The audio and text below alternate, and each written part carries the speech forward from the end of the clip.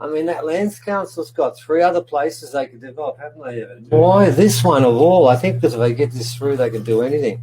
So Jake's back, and he's giving everything. His time, his energy, his employment. He's giving up work to do this because no one else can do it but him.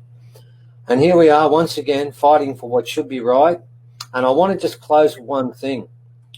You can criticise Jake for a lot of things, but for God's sake, the one criticism you can't level is the word racist. If he's racist, so am I. It's just not on. I know the guy. There's not a racist bone in his body. Please, if you're going to criticise him for other things, there might be something in it. But when we're starting to fight, because Jake and myself and many others are not fighting against anyone. We're fighting for only Bev, and we're fighting for the legacy of that site, and we're fighting for the ceremony, the last ceremony she carried out at the grandmother tree. We're fighting for those places to become sacred and protected. That's all we're fighting for.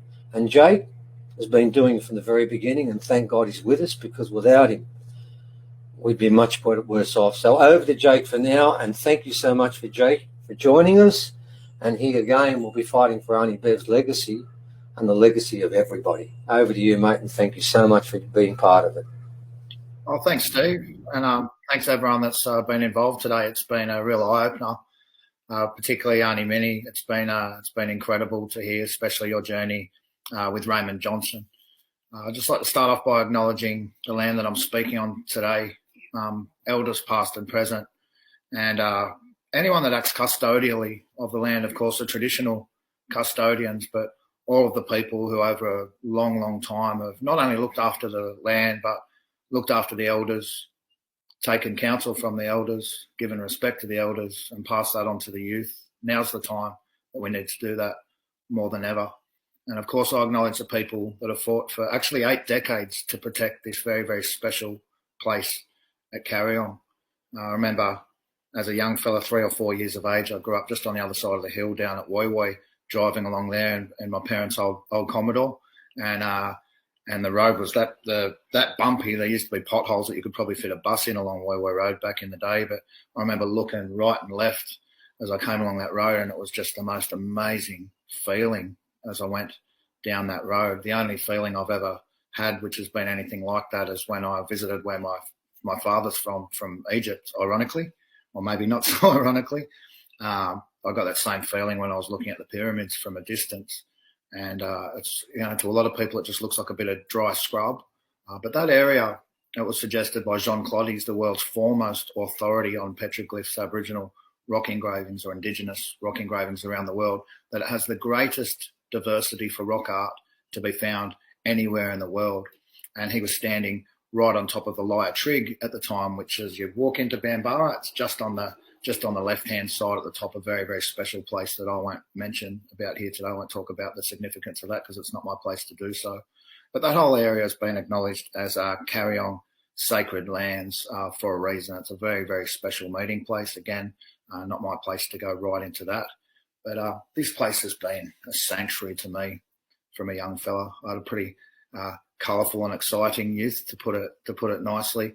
And that was always a place that I'd go to as a sanctuary for myself. I remember my mum bought me some Derwent pencils back in the day as a way to try and get me to, I guess, start heading in the right direction.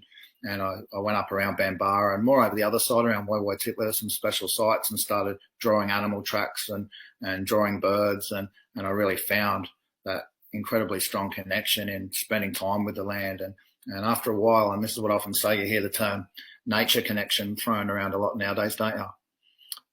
For me, that connection is like getting to know a person. You get to know them, you develop trust. They develop trust for you. After a while, you start to be really happy to see them. They're a good friend. Your relationship gets stronger and stronger. Loyalty is built.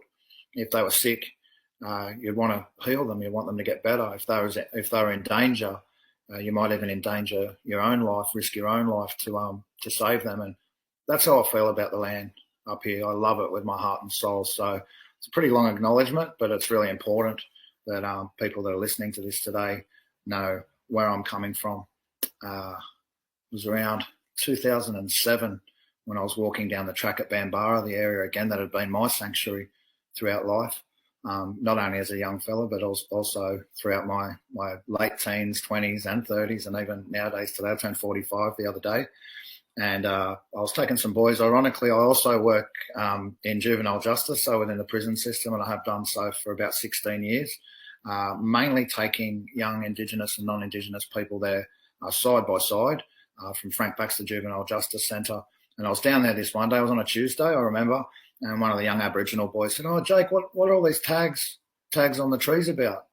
And I said, "I've got no idea, mate, but I'll find out." I hadn't been involved in any environmental activism at that point in life. Oh, a little bit around Calgary and protecting the walkabout park. Little did I know that would become the next 10 years of my life. I ended up spending 2 years in the Land and Environment Court. Lucky for myself and for the land and for future generations, I know a bit about plants. So I studied the Environmental Handbook, which is about 2.5 inches thick, and again spent 2 years on and off in the Land and Environment Court until eventually we won and protected that entire site. For a short term, the developers went and licked their wounds, and they were coming back because they desperately, for some reason, want to develop/destroy that incredibly unique and extremely ecologically and culturally sensitive land. You've got over 85 threatened species in that landmass there. And for Darkinjung Local Aboriginal Land Council to say that they're only developing next door and the rest of the land will be left in perpetuity, if it wasn't so terrifying to destroy that land, it would be nearly laughable. It's like cutting off the circulation to the top of your arm and wondering why the rest of the arm starts to turn blue, black, and then fall off. They're trying to take the hanging swamps out of those areas. And in the hanging swamps, you've got the endangered potoroo, you've got the red-crowned toadlet, you've got the giant burrowing frog, all very much threatened species.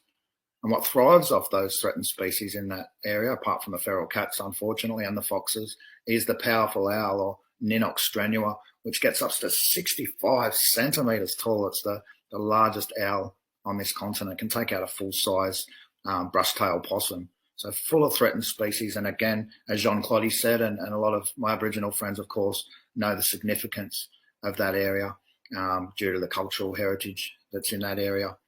Now, the next step was getting the land purchased in the national park. Now, the land was still in the hands of developers and some landowners there who I was trying to communicate with. One of the landowners decided that he was going to start doing some illegal clearing. Now, that's what's happening on the land right next door. And at the time, a local Aboriginal fellow called Dean Mason decided he was going to set up an activist camp. And the Central Coast had never really seen an activist camp before, but we're all in. We wanted to protect the land. So we spent, as Steve mentioned earlier, 89 days camped at the side of Woiwo Road, nearly 90 days up there, pushing the government to protect that area. The support we received was about 500, the ratio 500 to 1. We had literally a few thousand people come and sign a petition to protect that area. A couple of thousand people stopping in and saying, we support you, no more development in this area, particularly not in this area. But we did receive incredible opposition as well. It was about half Aboriginal people at the camp and about half non-Indigenous people at the camp. And we put up a sign once, please slow down, children ahead, and someone put up a sign, and I won't use the word, saying, please speed up, and use the derogatory term about Aboriginal people ahead. I'd never, ever heard so many racist comments and from cars going past. Again, the support we were getting was overwhelming, but the attacks on our camp, as Steve mentioned, throwing beer bottles at us, not cans. If they threw cans at it, that'd probably be all right. We'd be able to have a couple of sips later on. But, throwing bottles at us, rocks at us. Even got a brick landed next to my tent one night. People coming in and trying to fight us in the middle of the night, 2, 3 o'clock in the morning. Sometimes they'd come and throw eggs in the middle of the night at us, which was all right. If they didn't break, we could cook them up for breakfast. It's like, throw some bread and some orange juice next time, please. But just an incredible experience for the community coming together. I remember meeting with a local politician who I won't name, and they said, we could send the police in to move you off that land. It's council land. And we said, yeah, no dramas, do that. We'll film the whole thing. We'll put it on social media, and it'll probably draw a whole heap more attention to this cause. We'll be peaceful. We won't fight back. But we are here to protect this incredibly important site. So a friend mentioned to me at the time that I should possibly run in an election to protect the land as an independent candidate, and that felt a bit terrifying for me at the time. I thought, oh, running as a politician. I was this dreadlocks tree hugger looking guy living at the side of the road at Kariong at the time, and this woman said to me, you'll get heaps and heaps of press for the campaign. You'll be able to use it to leverage the government. And I thought, okay, well, I've already basically become pretty much homeless from fighting for this. It was a job that was 24/7. So I decided to run in the federal election. I lined up and ran in the federal election, and wow, what an experience. It was at that time, while we're at the camp, that I got a promise from the state government, although it was a federal election, from the state government to protect Bambara's future. And while they promised to do that, it took us years and years and years, and I had to run in another 3 elections to protect that land, because for some bizarre reason, they are desperate once again to destroy that land. How it all ended, in a bit of a nutshell, is I met with the Minister for the Environment, Rob Stokes, about my vintage, not a bad bloke for a politician at the time, although he's behind trying to develop this land at the moment. I met with Rob and I said, listen, Rob, I'm worth about 6% of the vote in this election. If I throw all of my energy behind Labor and the Greens, then it's going to cost your fella his job down in Woi Woi. And he said, yeah, I know that. I said, I brought the landowners to you. We're discussing ways that it can be purchased under Just Terms Compensation Act. If you don't buy that land, before the election and make it all national park, then I'm going to throw my full support and my 6,000 or 7,000 people that have voted for me behind the Greens and Labor. But with respect, I hate you all equally. I'd rather not support any of the major parties, and I'll just pull back. If you buy all the land, I'll pull back. I won't preference the Libs. I won't throw my support behind you guys. You're just basically buying, not having my opposition, essentially. And he looked right, and he looked left, and he put out his hand and he shook my hand and said, you've got yourself a deal. And they wrote a cheque for $15 or $20 million, and we bought ourselves a new national park, and we won. We had that land protected. But now there's another threat, again, right next door. Okay, these imaginary lines, they say that one's a lot and another one's another lot. This land is, again, full of threatened species and Aboriginal engraving sites. I'm not going to go into the sites that are in that area, but I've spent, you could imagine, probably 35 years exploring that area up there. I lived in a cave up there, doing a bit of a survival mission for about 3 months at the start of the campaign. I was going to the Land Environment Court, showering under a waterfall and heading up to the Land Environment Court from there. And I physically saw a lot of the endangered and rare and threatened species in that area. You've got a plant called Darwinia glaucophylla, an amazing plant. It only grows in a 100 square kilometre distribution range. It's the only place it grows in the world. Now, with this current threat, we've got Darkinjung Local Aboriginal Land Council, and I'd like to show my respect to the elders that I know and some of the people that I know on Darkinjung Local Aboriginal Land Council, because there's some very, very good people on the Land Council, and there's people that most certainly support me personally and also support protecting the land. But what's essentially happening is Rob Stokes comes back into the picture here. He's the State Minister for Planning now, I believe. And after the bushfires, they're scratching their heads and they're thinking, how can we get through a whole heap more of this unsustainable, make a quick buck development? We can't justify it on paper after the fires. We can't justify it with our staff, with our ecologists, with our archaeologists.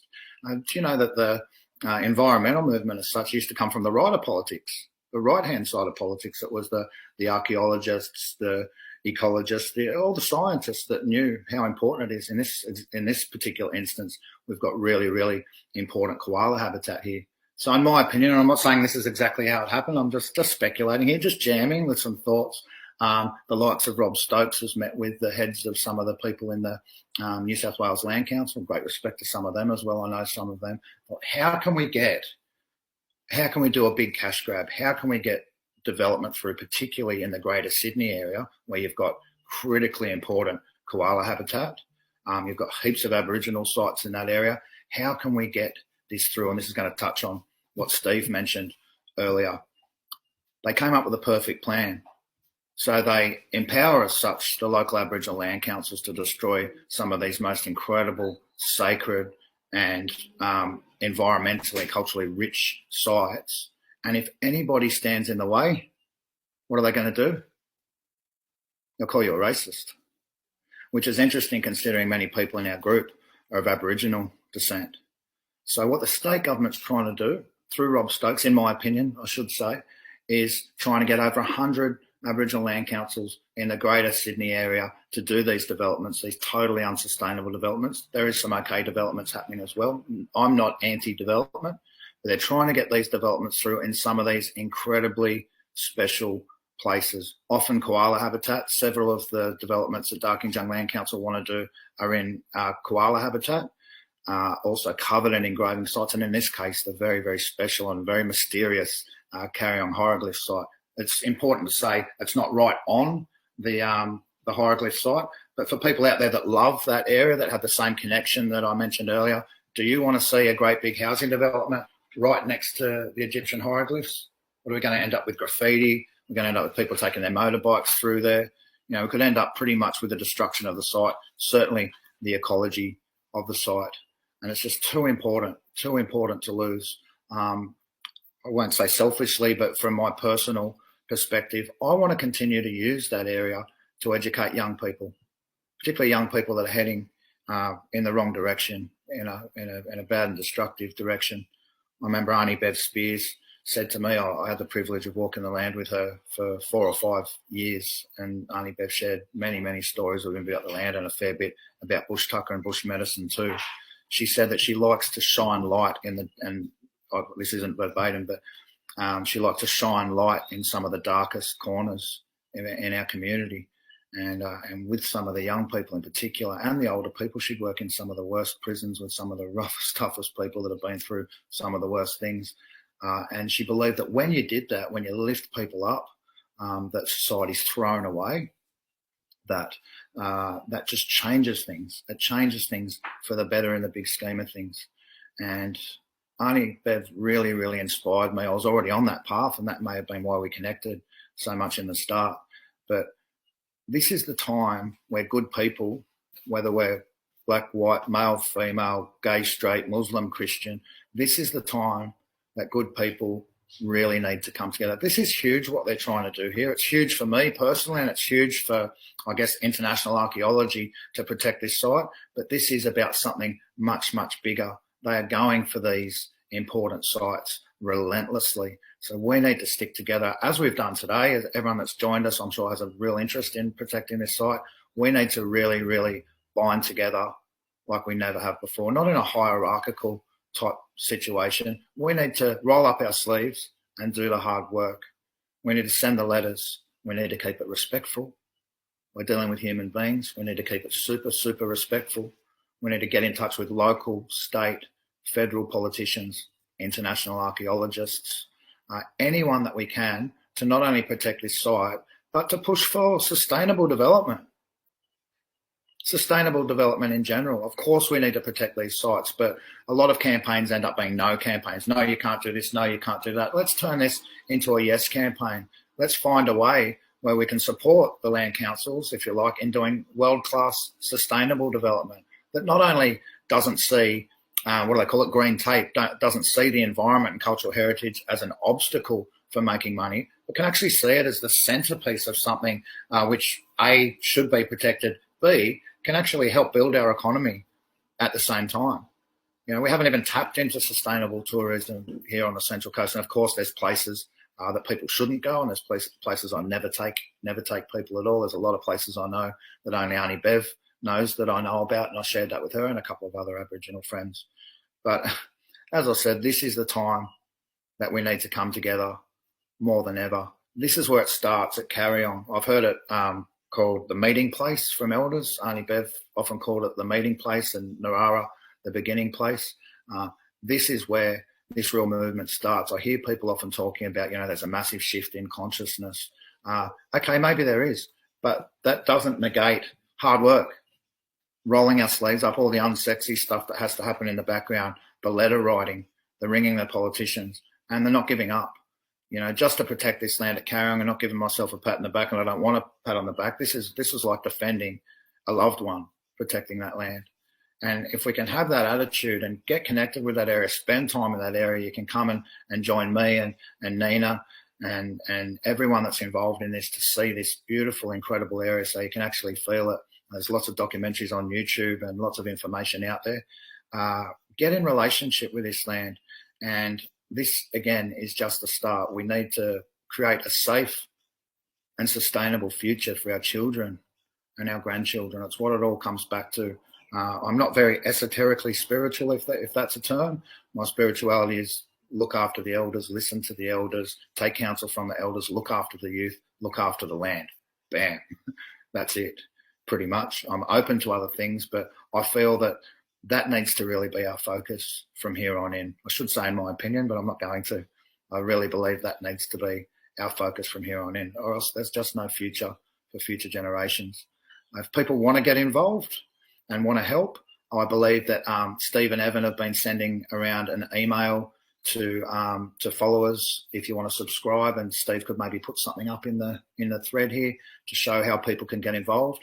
I've also got we've got a Facebook page called Coast Environmental Alliance, and at the top of that page there's a generic letter that you can send, but also it's a good idea to write it from your own perspective. Just remember that it's not at the actual hieroglyph site. So some of the letters that have been coming through, people have been saying, please protect the hieroglyphs. The hieroglyphs are protected. The grandmother tree is protected. But again, to use that metaphor of cutting off the circulation to the top of your arm, that's full of hanging swamps in that area, endangered ecological plant communities. If it's something to be considered endangered, it's a big deal. It means it's becoming extinct unless we change what we're doing. It's something like the Threatened Species Conservation Act of 1995 stipulates for categorisation that the plant or animal or plant community is believed to be becoming extinct in nature in New South Wales unless a threat to its survival or evolutionary development ceases to operate. So basically, if we don't change our ways, those plant communities are becoming extinct and all the life that they support.